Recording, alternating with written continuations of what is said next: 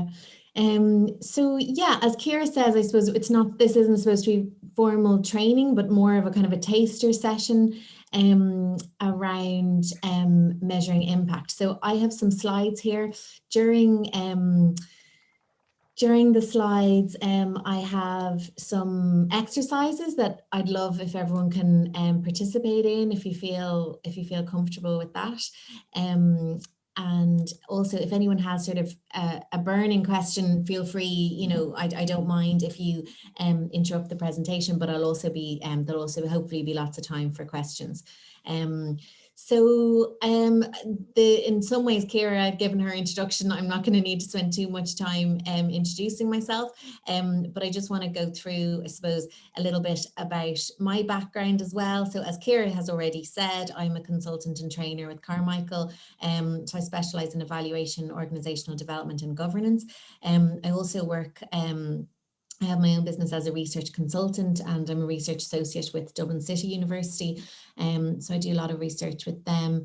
I've also been sort of in a previous life a program manager in national and international NGOs for over 10 years. So I suppose I have a broad range of experience in terms of being involved in monitoring impact at a number of different levels. So I've led research and evaluation projects at a national and international level. As Kira mentioned, I'm trained in social value. I might just touch on that as well within my slides. And then I also lectured at third level in social policy, advocacy, management and leadership, social capital and NGO governance. So today is really about providing you with an introduction to concepts and language around monitoring impact and evaluation. So there can be a bit of jargon and it can be intimidating. I hope, I think, and given that the range of organizations that you all are coming from, there is likely some of you might be further along and hopefully have some interesting examples to share. And I hope I'm not starting at too basic a level, but I just wanted to make sure that I suppose that there wasn't jargon maybe that you didn't know, and if I can help with clarifying it. So I'm going to look at how to assess the impact of your work, looking at different tools that you might use, how to plan activities and evaluation in mind, so that it's always something that you're thinking about when you're planning your work. And different tools, as I said, some might be off the shelf and some might be more customized to your own environment. Can I just check that you're all seeing the slides okay? Yeah, great. Okay, so to start off, I suppose, why would you monitor and measure impact? Why is this worthy of your time? So a lot of people that want to talk to me about measuring impact, often the impetus can come from the funder and from funding requirements. A lot of funders want you to be able to show the impact of what you're doing and communicate this to them. It's also for the public. It might be for politicians if you're involved with advocacy and lobbying, and it might be for other stakeholders. So it's also important to engage in monitoring impact around making sure that your decision making is as informed as it can be, that you make sure that you do more of what's working well, less of what's not working. How can you change what's not working? So to improve the overall performance of your organization. I also find that it's really important around staff experience. It also is really good for staff morale if you have an affirmative evaluation that talks about what your team does really, really well. And it also makes people feel that they're on the right track once they're addressing maybe areas for improvement. And it ultimately increases the impact of your work. So some of the jargon around this area, so monitoring is an integral part of day-to-day management. So, I mean, I don't think you can really be a manager without kind of monitoring your activities. It provides information by which management can identify and solve implementation issues, assess progress. An evaluation then itself is a more defined assessment, as systematic and objective as possible. So often people might bring in an external evaluator like myself, but that's not to say that you can't perform evaluations yourselves. You just have to be transparent about who's doing the evaluation, and that's an ongoing and completed. Often it's not something that's ongoing, or maybe something that's completely stopped, and you're trying to assess the impact retrospectively, and looking at its design, implementation, and the results of that project. And then monitoring and evaluations are interactive and mutually supportive processes. So inputs are what you put in at their most literal. So investment, funding, your premises where you're based. So now with a lot of us being home workers, you know, our own houses or our spare rooms are becoming our inputs. Equipment, your volunteers, everything that you put into your work. Your objectives or your goals are what you're hoping to achieve. So people also talk about their mission and their vision, which would be normally more single statements or a couple of sentences. And your inputs enable an organization to undertake activities, such as you might have a whole range of different kinds of activities, such as planning, publicizing, coordinating, delivering initiatives, all working towards goals. And then your stakeholders are all individuals and organizations that are affected by an activity in any way. And you can be affected directly and indirectly. So sometimes organizations might not be reaching all of their stakeholders because of the way they're defining stakeholders. So your outputs then are generated by these activities, such as say the numbers of people who receive support. So, you know, the output of this session is the number of people who are participating in it. Also the numbers of hits. So if this presentation is put onto a website, how many people are able to access it? Normally, I suppose things you can count, things like your media attention, what you've done and who you've reached essentially. And then outputs hopefully lead to intended outcomes. So what these activities have achieved. So people might receive support or funding is raised, an advocacy goal might be achieved, policy might be ultimately changed. Often policy change is a more long-term outcome, but then you can also have short-term, intermediate term, mid-term as well. And as I'll talk in a minute, there can also be unintended outcomes that you never consciously set out to achieve. So to kind of give you an idea of the distinction between outputs and outcomes, so the number of patients that have been discharged from a hospital would be an output, and then the percentage of people who have been discharged who are then capable of living independently would be an outcome. So outcomes around results. So outcomes around, what are the results here? And you can look at results from a number of different perspectives, and that's all going to depend on your organization and who you're hoping to reach. So I just kind of did up this table around outcomes from the perspective of individuals, families, and communities. So short term might be learning and changes in awareness, knowledge, attitude, skills, opinion, aspirations, motivation, and behavior. And then your medium term was then, did that learning translate into changes of behavior, different kinds of decision making, again, different kinds of policies. And then the longer term around conditions. So, what ultimately changed in the conditions in which people are living. That could also be economic circumstances or environmental circumstances. So often we speak about short term being learning, medium term being action. So what did that learning produce? And then longer term around conditions. And often it's around sustainability when we speak about longer term outcomes. So I mentioned this idea of unintended outcomes. These aren't always negative, and they can be unforeseen. And sometimes organizations tell me, well, we didn't, an example might be, say, a Meals on Wheels service. Ultimately that's around making sure that older people have, adequate nutrition if they are finding it difficult around making their own meals. But I know in different evaluations I've read, often it can be more, there can be these unintended outcomes, which are, say, the conversation with the person that delivers the meal, and that being a huge social value and social impact. Maybe the funding hadn't set out to achieve, and that might kind of change the way that that the funders think about that program then going forward. So you kind of need to design your data collection or your evaluation tools to include some open-ended questions, just to make sure that stakeholders have an opportunity to speak from their perspective, and to make sure that, I suppose, you're not overly prescriptive in the types of questions that you're asking. Be really receptive to feedback. So, including what might be seen as negative feedback, but hopefully it's, constructive. In your risk assessment, then, to be aware of sort of the potential of negative outcomes, their likelihood of occurring, and how to mitigate the risks. and then think about and stay open to unexpected results. So to return then to kind of trying to clarify some of the jargon that might be around in this area, outcomes over time have a longer term impact.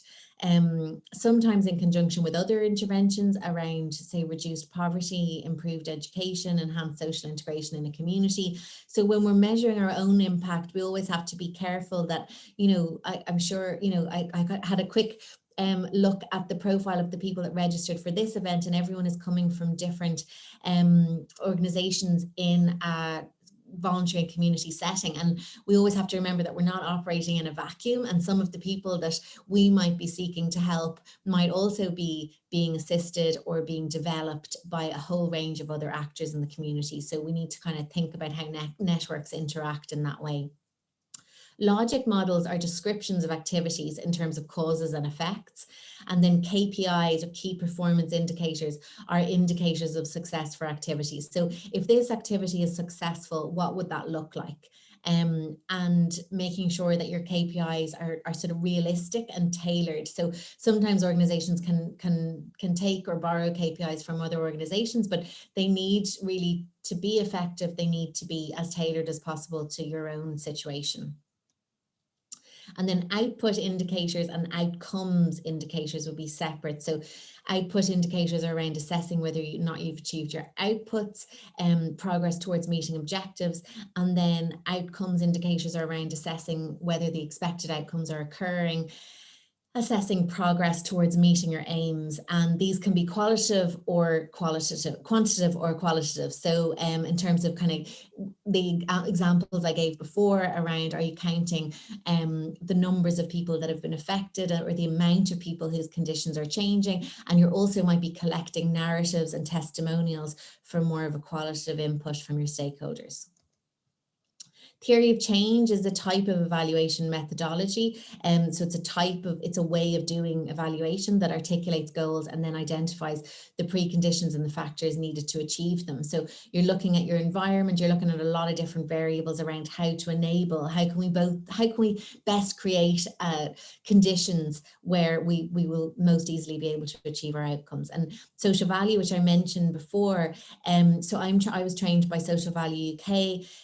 Since I was trained, actually, social value has really come on and is being increasingly accepted as a really valuable way to measure impact. So the UNDP program now uses social value methodology, and Social Value Ireland Network has now been established, and they held their first meeting in January 2021, and that was really interesting. And that was along the lines of the sort of the example I used around Meals on Wheels, and different Irish organisations had these social value assessments conducted in order to try and capture the social value of what they were achieving, and a lot of that was done through consultation with stakeholders.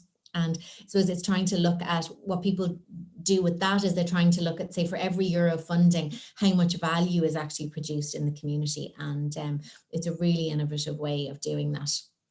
So the value that people place on the changes that they experience in their lives. And sometimes this is captured in market prices, and it's becoming as well, even at government level across the world, it's becoming an increasing way of making sure that policies are socially responsible.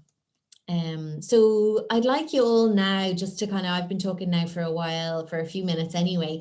Would anyone like to volunteer to think about, what from your organization's perspective, what are the inputs, what are your objectives, what are your outputs and your outcomes and the impact that you're having? So you might just want to choose one of them and put that out there, if anyone's brave enough. No. Trying to keep people awake. I'll go, Sarah, if you like. Thanks. Shane is my name. Because I see a couple of my colleagues are there as well, so they can back me up. I work with the sports partnership here in Sligo, and I suppose we as I said, I'm the inclusion officer, so I work a lot with people with disabilities. Mm-hmm. So I was quite interested in the social value stuff as well, but I'll talk to you about that again. So I mean, we'd have lots of the inputs that you mentioned there and lots of different projects. We would work with different target groups. So my main area of work would be people with disabilities and older adults, whereas some of the girls there would be working with, say, communities or young people or whatever. So we have different target groups. So our inputs will be very much, for mine, it will be very much our coaches, equipment, facilities, all of those kind of things that you mentioned. I mean, the goals then or objectives depend on the project. I mean, in the sports partnership, we would very much have a mission of more people, more active, more often, and it's a very overarching kind of thing. But essentially, that's what we try to do. We try to get people involved in sport and physical activity on a regular basis at a meaningful level, for themselves. And we work with all the different target groups from very young up to very old and disadvantaged and different genders and everything. So the actual goals of the sports partnership would be kind of overarching around getting people involved, but then we would have different goals around, depending on whether it's social interaction or depending on the specific project. And then outcomes and impacts are, again, dependent on, usually we measure them by how many people are involved, how many people were trained, or if it's in a community, how many people maybe attended training or delivered the program, how many coaches were employed, things like that. So I could go on and on, but I don't want to. That's great. Yeah, no, thanks a million, Shane. So yeah, how many people were trained would be your outputs, and then what changed for those people? So if there was an improvement in, say, physical fitness, that'd be your outcome, or an improvement in physical health, or an improvement in diet, or that'd be your outcomes. And it's brilliant as well, the way you mentioned, like, I love that kind of the way that you had that really sort of succinct way of talking about your goals, which is more, what was it, more people, more active, more often. And I think that's brilliant, because often people can have sort of very complex objectives that might only be familiar to them, whereas I think it's a really good exercise if you can communicate, if your goals are easily understandable maybe by people even outside of your immediate circle, it's going to make it more easy to communicate with funders and the public. And as you said as well, your goals and objectives are going to be at a number of different levels. So you might have those overarching goals, and then you might have really specific objectives maybe for each department, or as you mentioned, you're working with older people, your objectives are going to be different maybe to people doing more youth work. I was going to say something else there. Oh yeah, just to say that you yourself are an input as well. When you're talking about equipment and facilities, staffing as well would be an input. So it's not going to happen without you, basically. But thanks a million for that. That's really you kind of a really clear way of presenting your work. Does anyone else want to come in, or I don't want to put anyone on the spot if they're just having a sandwich? Did I see Senelani, do you want to come in? Sorry if I'm saying your name wrong. No, you said it right. Okay. My name is Senelani. I represent Global Kitchen. I took over from Megan. She was the coordinator before, so I don't know much though, but I've been in the project since 2014. So now, with the input, I think it involves people, the group as a whole, and then like we have been doing training, the training which was conducted by Bridge, the one who owns Oyster Cafe. So out of that training, the outputs, people have gained more skills in terms of cooking and everything, because she was showing us how to go about our project to make it more professional. Yeah, to make it more of a business than like a voluntary, a voluntary project. So like our goals are to see the project growing and developing maybe out of the Sligo also. I mean, yeah. So, well, there are impacts so far regarding the project because of the pandemic. We are not doing anything so far because this project it involves interacting with people, of which it's not easy now to do anything with the current situation. Yeah. Okay. Well, thank you very much, Senelani. That's really great the way you described it. When you talk about the training, so the training, the numbers of people trained would be your output, and then the increase in skills and awareness and knowledge is your outcome. So basically what you've got is you've got the numbers of people trained, and then that group of you that then has probably enhanced capacity and enhanced confidence. That's, you know, an outcome then. But you've a really great understanding of it. And when you talk about your goals as well, you mentioned sort of potentially upscaling. So, you know, moving beyond, you know, and maybe more of a Sligo based market nationwide. And then understanding the impact that outside influences and outside environmental factors have, like COVID, and that's going to impact on your goals.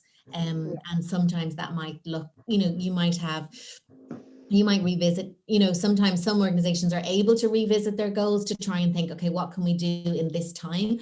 But unfortunately around the, you know, it's challenging when you're a people facing business. So it's really hard. Yeah. So thank you for that.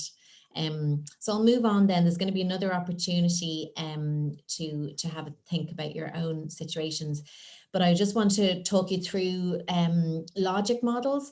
Can I just have a show of hands, maybe how many people use logic models in their work?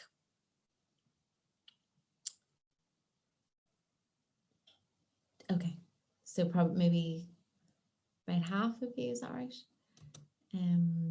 Okay, so again, like this might be kind of things that you're already familiar with. So I hope it's not too basic, but it might be, sometimes it's helpful to have a sort of an overview as well, or kind of, you know, a reminder of why you do use a logic model. So as I said, a logic model is around describing your activities around causes and effects. And some people talk about this if-then relationship. So something that if it's implemented as intended will lead to this desired outcome. Logic models are often core to program planning and to evaluation. And like, you know, I suppose in recent years, a lot of funders are favoring logic models as the way that they want organizations to present planning processes and activities, and then to predict outcomes. So I suppose it's all about saying, before you implement something, this is what we're trying, and when you do achieve it, you know, you've set out what you consciously said you wanted to achieve. So it's a very conscious way of planning your activities. So your inputs lead to outputs, which then lead to outcomes. And again, those outcomes, term, medium term, long term, and that's all about impact. So why would you do a logic model at all? So they're like roadmaps. It's about sort of where are you going, how are you going to get there? And then that idea of the KPIs, so key performance indicators, what will success look like, and how will you know that you've even achieved success? And sometimes that's what I mean as well when I say how I think evaluation is so important to staff morale, because I think it's rewarding when, and you know, it's the same as any kind of HR performance development system. You know, it's rewarding for someone to go through a process of saying what they want to achieve, and then ultimately having that feeling of success once they've done it, rather than feeling like, okay, I'm just constantly kind of trundling along and not necessarily ever having that kind of moment of sort of patting myself on the back, or patting our organization on the back, and kind of thinking, okay, we've done a good job here. It also helps with sort of logical sequential planning processes. So what I mean by that is, you know, some things might need to be done before others. And it can help people understand, and sometimes just the visual can help you understand that some activities are going to be dependent or contingent on other activities having happened already. So what needs to happen first? So Senelani, you know, when you're talking about training, you know, if you're setting up a food production business, you know, you're going to need to have that training in, say, culinary skills. You're going to maybe need to have some insurance set up or some health and safety set up. So, you know, there's no point just starting with all your activities concurrently. Some will have to happen first. And this helps with ongoing monitoring of KPIs. So why, again, other reasons to do a logic model, you're focusing on and you're being accountable for what matters, so the outcomes, so it doesn't become all about the activities. It also provides teams with a common language, and if you're working in the voluntary and community sector, chances are you're collaborating with other organizations, and it helps have the same terminology around what you're doing.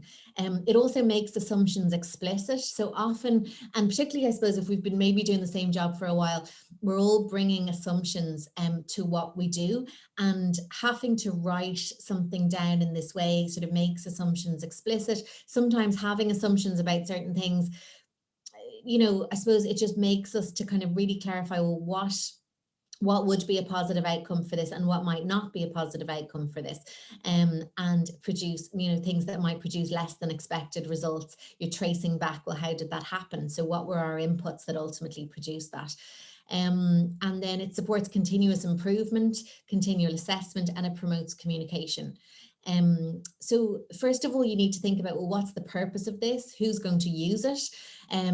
For what? So sometimes logic models might be developed at a management level, but actually they really need to be used by people working on the ground, and they need to be owned by those people. And ideally, those people who are going to be applying a logic model should be involved in the design of that logic model.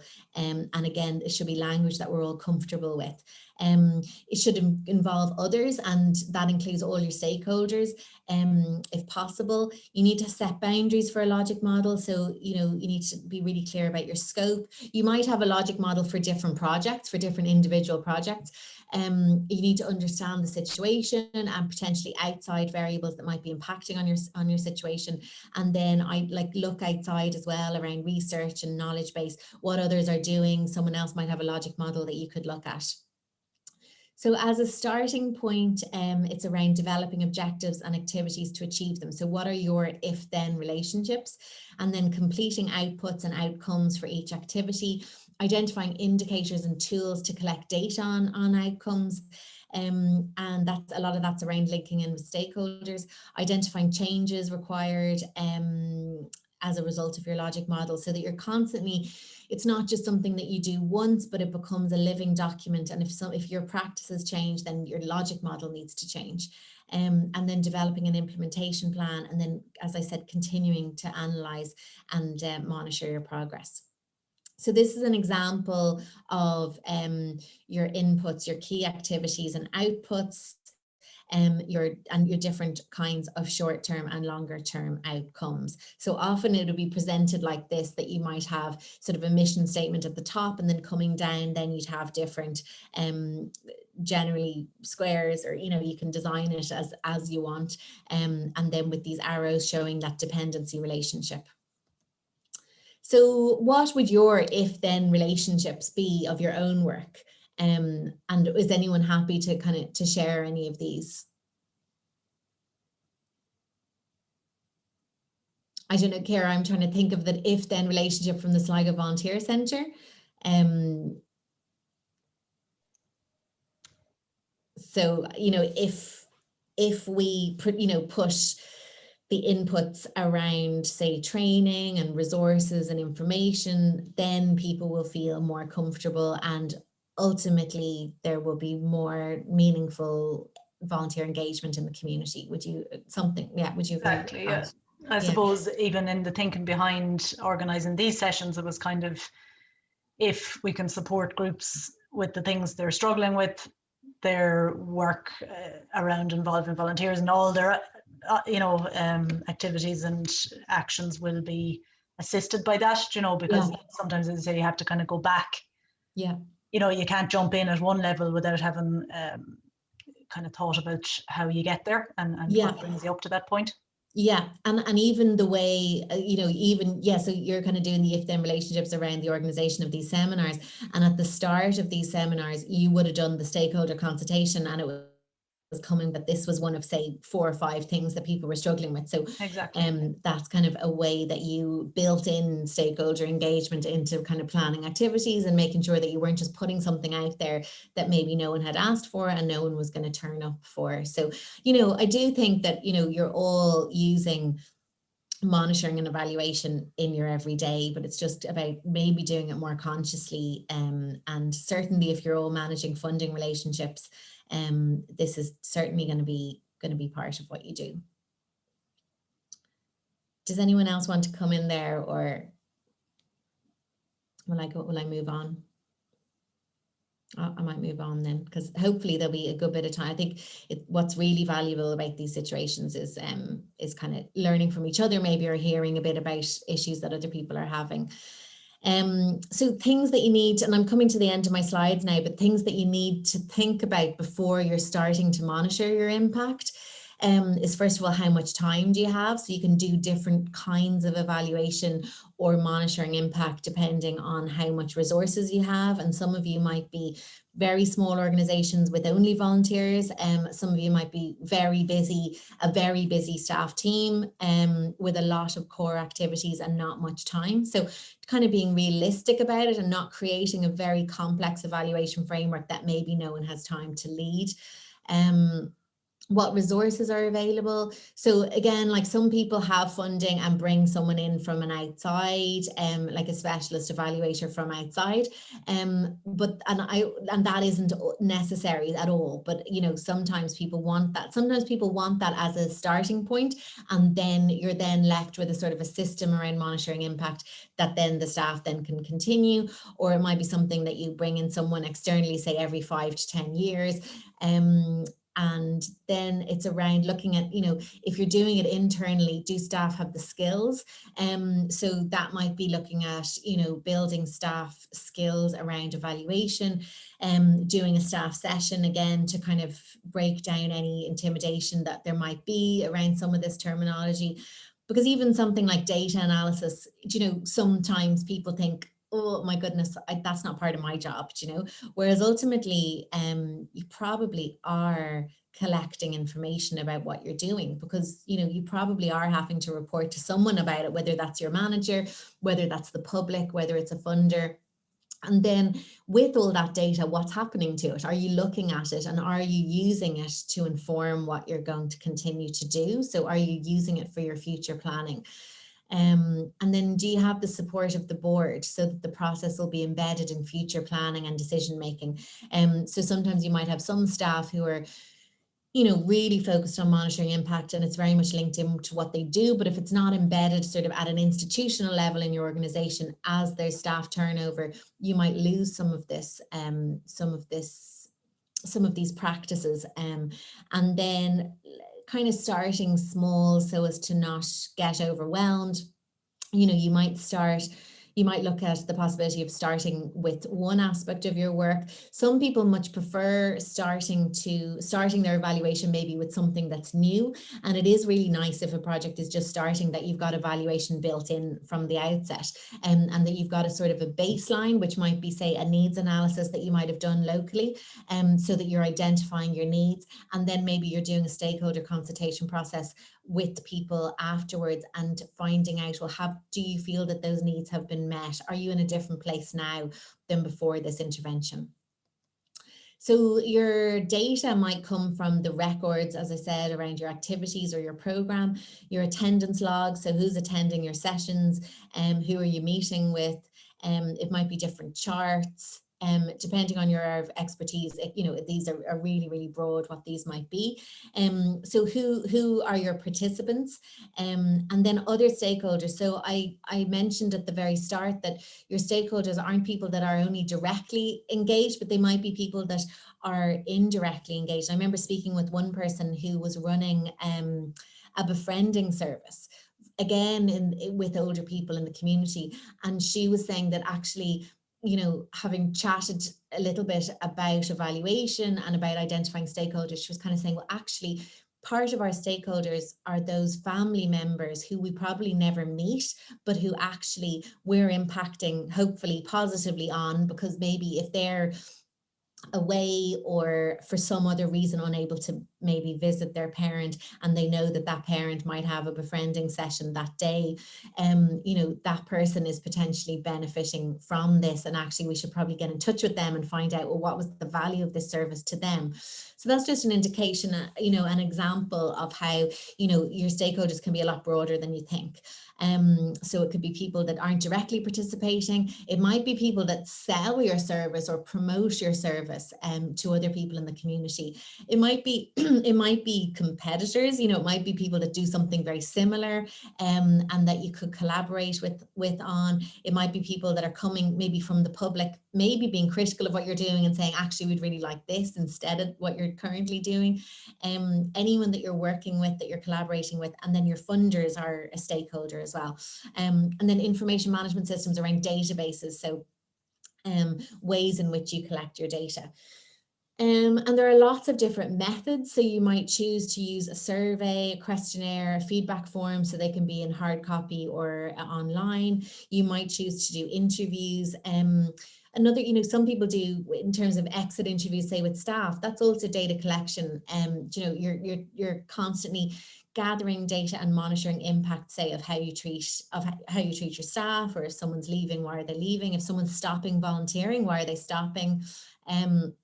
So you're kind of taking a curious attitude to what's happening.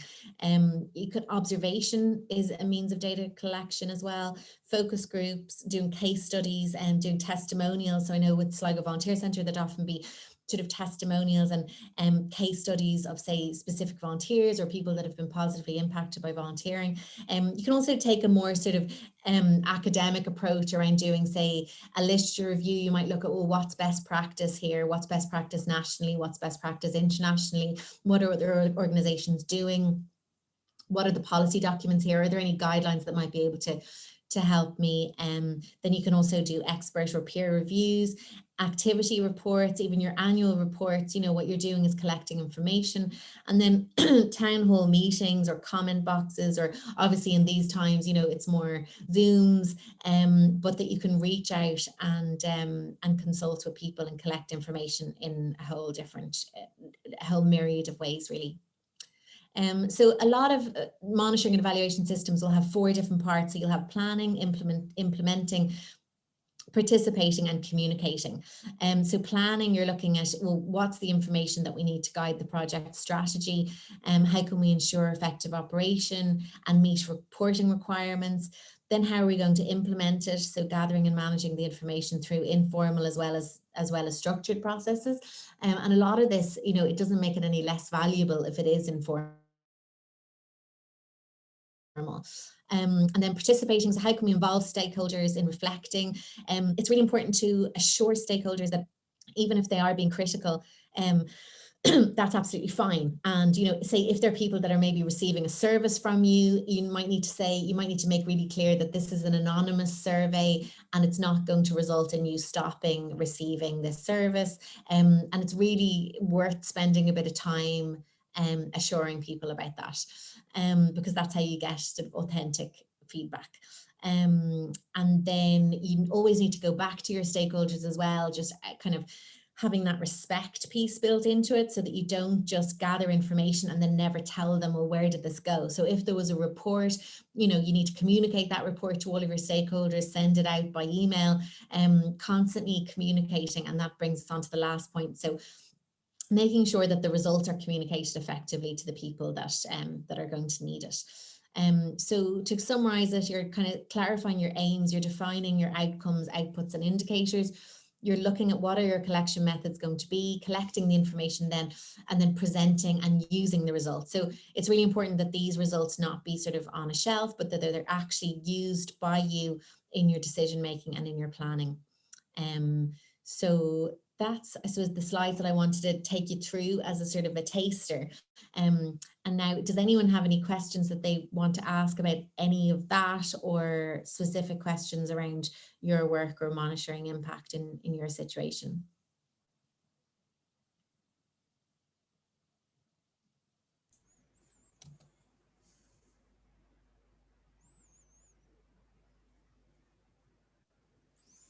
Hi, I might say a few words. So this is Myra. Thanks. And I work with Special Olympics. And I suppose our new strategy is underway, or we're planning our new strategy for the next 5 years. And monitoring impact is one of the big, I suppose it's the buzzword now that's coming out through it, because it's really, I suppose, to keep our funders happy, I suppose, in the broader sense. And being that the organisation then is so wide and varied, and it sort of sits with the marketing department, but we're there's 5 different regions then, so I'd be the director for Connacht region. So I suppose it's how to frame how we will, I suppose, gather the information. So really, if it's for our funders in the long term, and we do sports training and events program, and again, I suppose we'd collaborate with Shane, and I say Therese there on the call as well, with our work around the disability side of things. But again, it's more of the gathering the stories or the subjective information, or the how we're impacting the athletes, or how we're making their lives a little bit better. And whereas we do evaluations around events, and I suppose it's nearly just a paper exercise, or it has been to date. So I suppose how you set out, and I suppose from listening to you there, it's more about, I suppose, for every angle of the work we do, that has to be really an organizational wide impact, I suppose, a culture, so that everything we do, we measure the impact. I don't really know where I'm going with it, but I suppose it's just it's a bigger picture. And we work with volunteers, so we have to try and measure how we engage with them and communicate around them. Then we organize events, so we need to know if it has been successful for our clubs and our athletes and the volunteers that attend those events. So I suppose it's trying to gather all the information all together and how you do it successfully. Yeah. And as you say, if you're doing a paper exercise on events, you're probably asking about that event rather than a wider impact maybe on quality of life.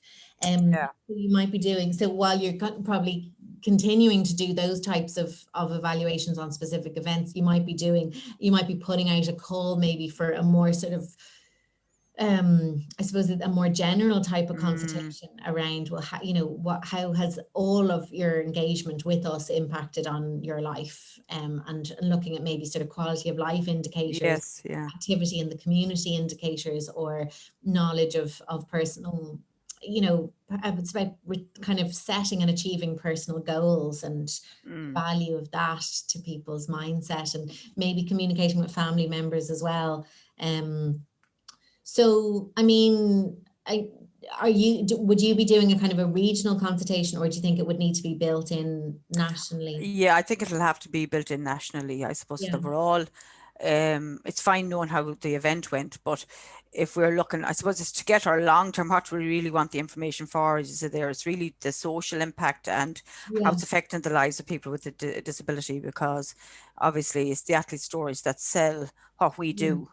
And sometimes I do feel it's clearly a little bit, are we using is the not a good word, but I suppose we're trying to get the athlete stories, because again, it's like everything, if it is, even on the Olympic athletes, or if it's our Special Olympics athletes, Paralympic, it's the athletes that sell what we do, and that impacts how we get the funding, because we always see that it's at World Games. Obviously we've been on hold for the last while in relation to our main events, so our Ireland Games and our Winter Games, and these are the things that where we can promote our athletes at that level, generate the stories, and that's what it's how we sell our program as such.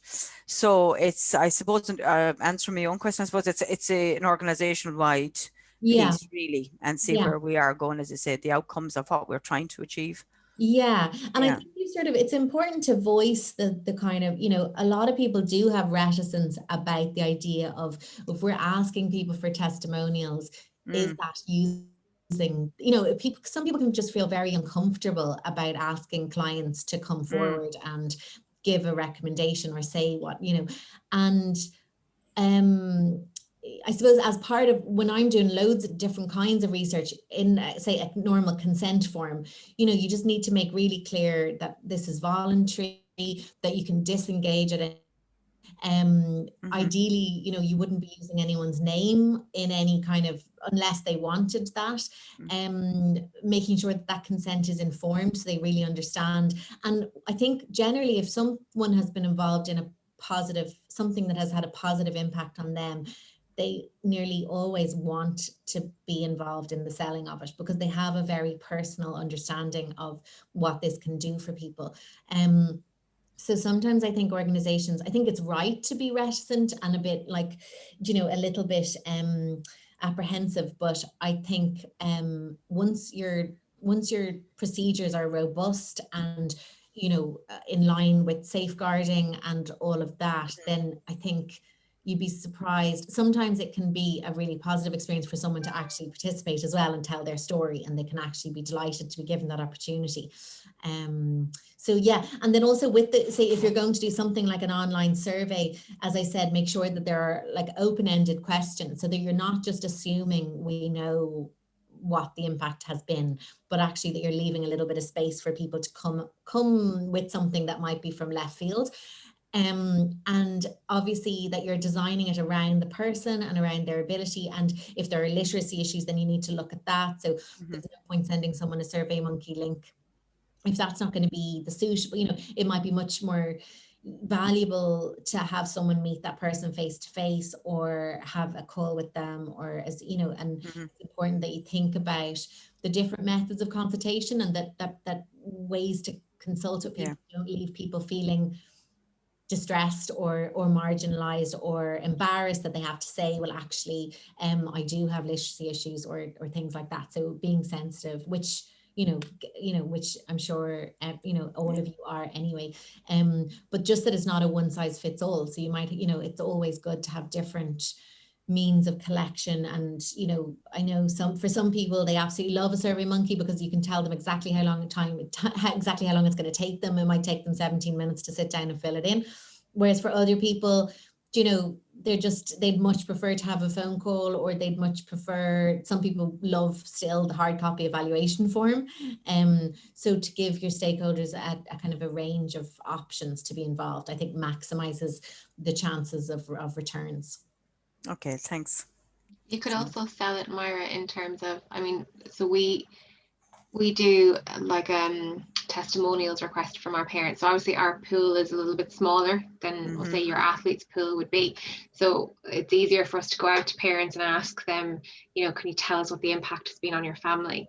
But we now our strategy for the next couple of years is going to be going out to the wider family. So not just the child themselves who's received a wish. We're going to be asking the aunts and the uncles, what impact has it had on them, and maybe even further out into the community, because I suppose our wish children have a huge impact on the community, because they're often from small communities and everyone knows them. And, if the community sees that the wish is happening, it has a great impact on the community as a whole. And sometimes the community will come together to fundraise and, potentially feel like they've done something to grant that wish. So we're now thinking about, okay, so yes, we know that we use the wish mum quotes on a lot of our social media now to try and obviously get our fundraisers on board, because for us, we're not allowed to sponsor wishes. So we couldn't ask a corporate to, say, okay, this is Lucy, that's her wish. Can you fundraise for that specific wish? We're not allowed to do that. So we have to provide a program that corporates and other fundraisers can get on board with. So we try and use the testimonials from the parents in terms of what impact it's had on them. But now we're going to go and look a bit further. So what is it on the bigger family as a whole, and maybe even the community? I forget what I was going to say as well, but yeah, so our pool is a little bit smaller for going getting that information. There was something else I was going to say to you, and I can't remember what it was as you were speaking. If it comes back to me, I'll say it. It's good to see you, by the way. Good to see you. Can I just add in there as well? I suppose, Myra, it just struck me when you were speaking, and following on kind of from what Alicia said and what Sarah was saying, the wider element, obviously you have such a big volunteer program, and to, maybe look at the volunteers, because I'm just thinking they have the role that they play in the organization. They're kind of gaining awareness about disabilities. There's a whole social inclusion element, and that kind of part of it as well, and what those volunteers will get out of it, you'll find probably will be huge, and the impact that they will have in the wider community, going out to their families and their friends and talking about, it kind of normalizes and breaks down barriers, I suppose, and brings that kind of inclusion part into it as well. Yeah. And I just wanted to say as well, Myra, the way you were saying, we're doing this to make our funders happy. So ultimately, you wouldn't be doing these activities if you didn't know that they were having a positive impact. So you're hearing about that anecdotally day to day, and now what you're trying to do is just distill it down and maybe do it in a more formal way. But it is something that you must, it's part of your job, I'd say, on a daily basis. You're hearing you're seeing the feedback. And we know it, I suppose. We know what we do, and it's every day on the ground. And I suppose it's us to be the marketeers as well, to it's to I suppose to build the picture and have the evidence when then the marketing department want to sell, we'll say, the part of the program. Okay. We have a similar kind of situation, and we're going, like, there was a wish impact study done in 2015, but now that is kind of outdated, so it's not selling as well to our corporates and our funders. So that's another element of what we're doing. So we're going to be going out this year trying to get a sponsor for a wish impact study. So like we'll be looking at in terms of anxiety levels. So they would use 2 different groups. I don't know if that's an option for you, Myra, is something like that there was an actual study done on the impact of being part of this Special Olympics community, what that does in terms of, anxiety levels, depression levels, for us, even prognosis for children, and, the hope levels and all that kind of stuff are measured in that. So I don't know if you had some actual quantitative figures to show that does, like, we see that does help funders. And often organizations might make links academically, maybe with master's students or sometimes PhD students who are looking for, if they work in, say, in social policy or in the community and voluntary sector and research around that, you can kind of match up maybe your evaluation needs with someone else's needs to have a project at normally postgraduate level. Yeah, they have links, with Trinity now as well, When I come in here, Sarah, Paul O'Sullivan, and I'm in the Enniscrone Men's Shed, and part of the reason why I come on these is to listen to all the terminology, because obviously the funding stakeholders, there's a lot of changes going on, and they're starting to follow, new methodologies and so forth. So at least I know what they're talking about when stuff comes down the road to me. When you talk about the logic model, is that a methodology in terms of, if I'm doing something in the shed and I want to get my outcome, say, is to buy a compressor next June, and I work back from that and says, well, I want to do fundraising here, and we set somebody up to do the fundraising, and just work back, and I either mind map it or use a project. Yeah, I mean, mind map is another word. Like, basically what you're doing is getting everything down on it. Yeah, you get it down on it, and you find out, again, it's sort of, your strengths, weakness, opportunities, and threats. Yeah, I mean, there's a million different ways. Exactly. It's just, rather than having a sort of a long document, you've got a visual of one page where you can see the links. So some people might want to do, a spider diagram or use Mind Manager software, or, there's loads of different ways to do it. And to me, that's the easy piece. For me, the hard piece is to find out how we impact on the community, because I listen to how you talk about the community and the feedback and how you're doing. Within the shed, it's just an open door policy and people just come in and out. And to actually measure the impact we're having within the community, for me, it would be an interesting one to find out how it could do that. Well, you record people who come in and out, do you? Oh, we do, yeah, we keep it registered. And then you'd be kind of putting an ask out saying, well, would you be willing to maybe tell us anonymously what this is, the impact that this is making? And as Alicia was saying, maybe going beyond, for the wider community as well, potentially you might be kind of going beyond the individuals that come to, as I mentioned in an example, like looking at maybe their family members or the wider community and the impact that that's having. So I suppose at a basic level, you might be asking them, well, would you be willing to either give a testimonial, which can also be anonymous, or maybe participate in a survey or some kind of a qualitative interview maybe with someone, or have an evaluation form that you ask people to to fill in and drop in a box, you know, outside, or there's a load of different ways, but, you know, so not everyone is going to want to do that. Not at all, no. Yeah. No. But again, that logic model, is it a recognized methodology, or you know, if I look it up, I'll get information on it? Yeah. Well, I mean, it's a methodology in that it's a tool, you know. Yeah, and it's just a lot of funders now are specifically asking, but it is essentially a sort of a graph on a page, and it just shows how you go from your inputs, which would be your staff and your, you know, whatever else, through your activities, and then what the ultimate outcomes are following on from those activities. Yeah. And if people are coming, you know, if people are coming through your doors, they're getting something from it, especially if they're repeat, you know, if they're coming back. So they're getting something from it. So if you send out a message that, you know, you need to attract funding to keep this going, and in order to do that, you're just trying to find out what they like about it, you know, it's hard to say no to that, because people ultimately will want to keep it around in the community. Yeah. They need to pay it forward in a way. It's like that's what I was going to say, Myra, is paying it forward. Like a lot of our parents would say, look, we've had the amazing journey of a wish, and now we'd like to make sure we pay it forward for other children, and that's going to give you permission to use our photographs and the story. So, you know, make sure my child isn't like the last child that gets a wish, make sure the next child gets one. So they're paying it forward all the time. So that's how we kind of ask our parents to do it. So yeah. And especially if there's people coming back to the men's shed. And I know my father-in-law used to use the men's shed, and it was great for the whole family.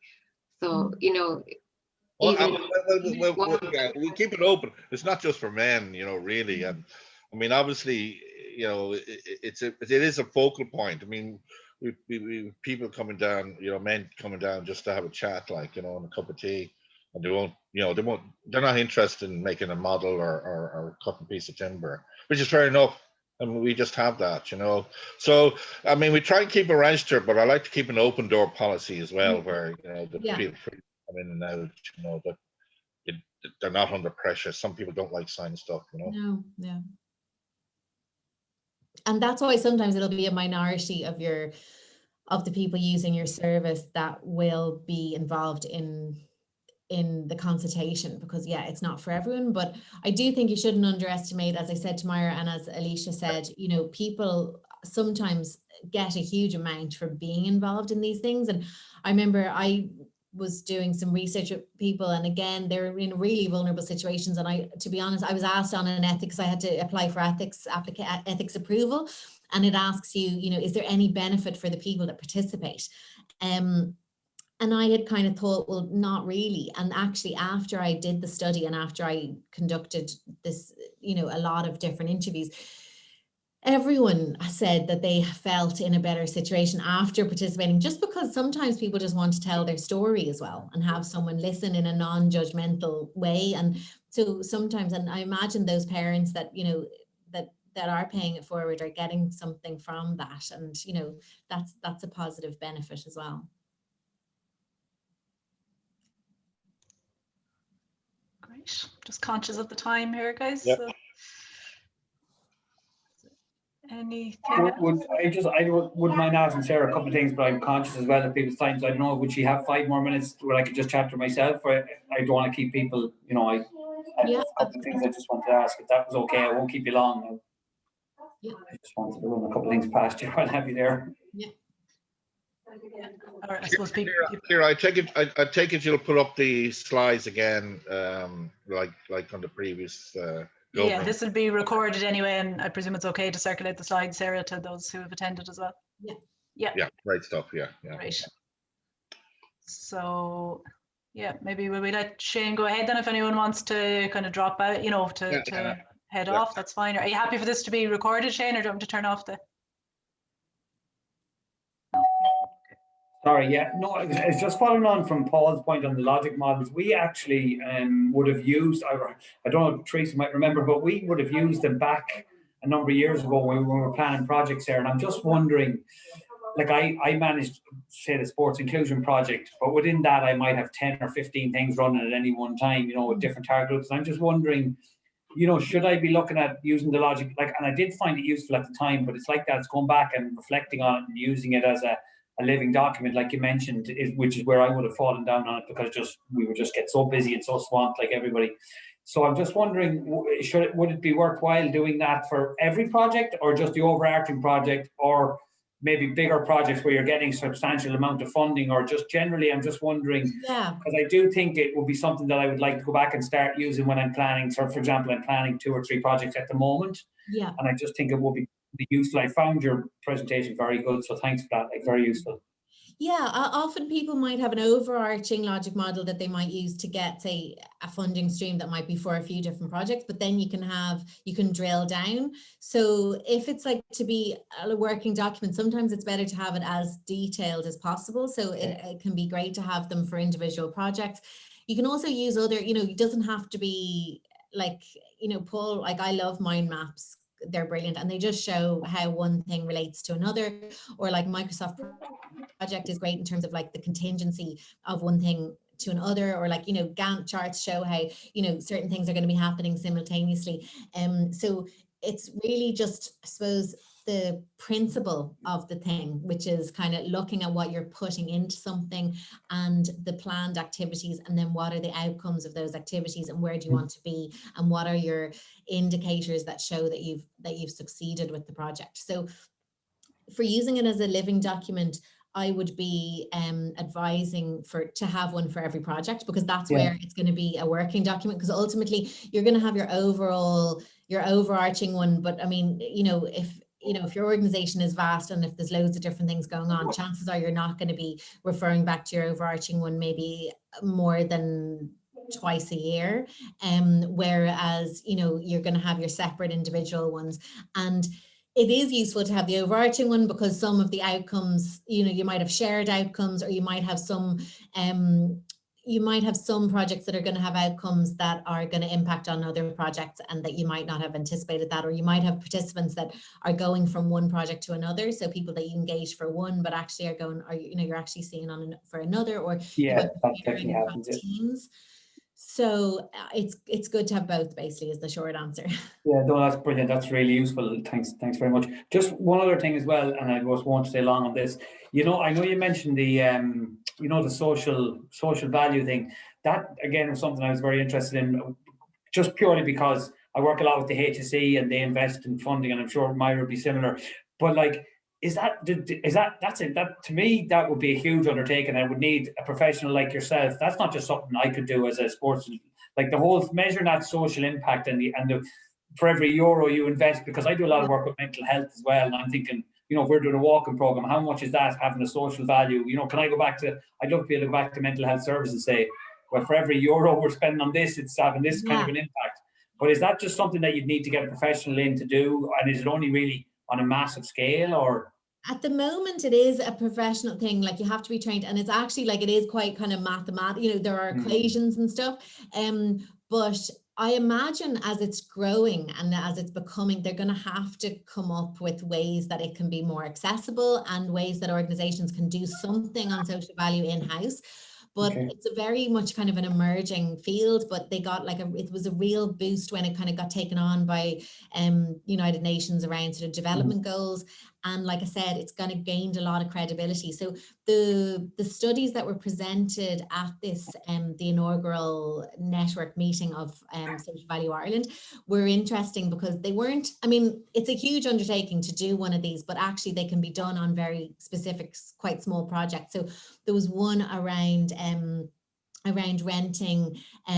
renting accessible vehicles to people with disabilities in a way that they would have their own driver, and it was just a very quick, it was nearly like an Uber, if you know what I mean. It was like a very kind of quick, sort of streamlined way of renting an accessible vehicle. And they measured that for every €1 invested, there was 2.50 social value created.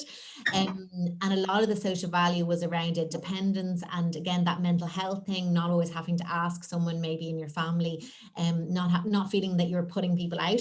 And then the other example that stayed with me was a GAA club in Glasnevin, and I think they had something like, now I don't have the exact figures in the top of my head, but it was something around 1.5 million funding, and they actually produced 50 million of social value. And it was a huge undertaking because they were interviewing people about participating in the sports activities and then the community activities, and then they also did Irish speaking activities and working with people learning English and all of this.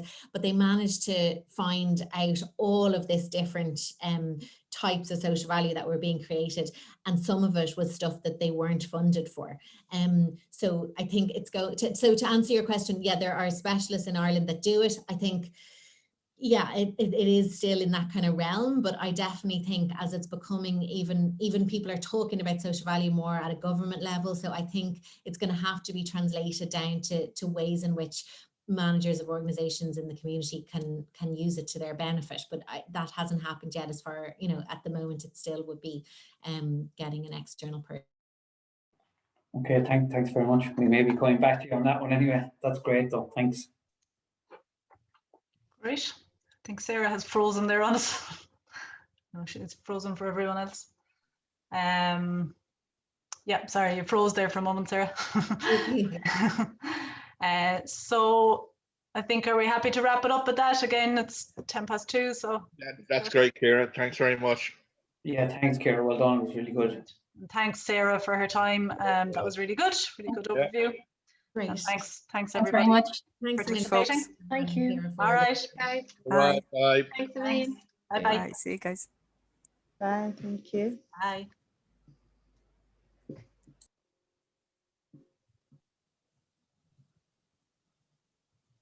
See you, Paul. Bye-bye. Bye. I'm locked off here. All right. See you, Area. So Ciara, could you hear me there at the end? Yeah, no, we could hear it. It was just literally. Yeah, sorry. You're okay. Sorry about that.